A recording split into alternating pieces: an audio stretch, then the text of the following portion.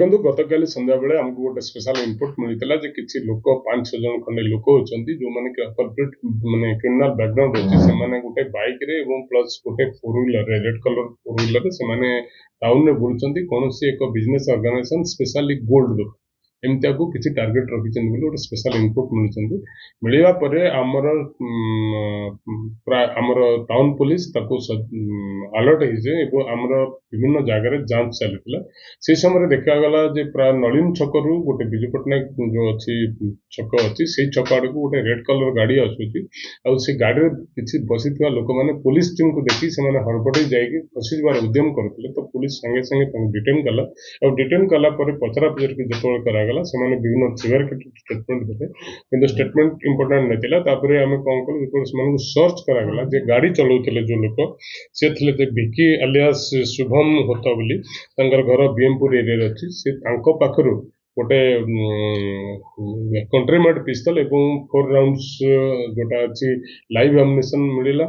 एवं तांको संगे थिबा आउ जने लोक सोनू कुंभार बोली सोनू अलियास शुभ्रांशु कुमार जहाँ घर सोनपुर अच्छी पाखे गोटे कंट्रीमेड पिस्तल एवं 2 राउंड लाइव एम्युनिशन एवं आउ जने देवाशीष पंडा बोली जने लोक अच्छे से ओलंडा एरिया अच्छी से पाखु गोटे गोटे बड़ माने छुरा स्प्रिंग छुरा मिलला तो आमे सेथरु कन्फर्म हो गलो जे माने कोनोसी मंद उद्देश्य रे बा कोनोसी स्पेशल एज पर इनपुट कोनोसी डकैती उद्देश्य रे से टाउन में मूव करछन बोली एवं तांको संगे जो आउ की बाइक रे तले जो इनपुट थिला किंतु जेहेतु सोनपुर क्राउडेड टाउन अछि बाइक बहुत मूव करूची एवं ता संगे संगे संध्या टाइम रे अछि तो सेमती लोकंको ट्रेसेबल हो पाला नहीं बट एमाने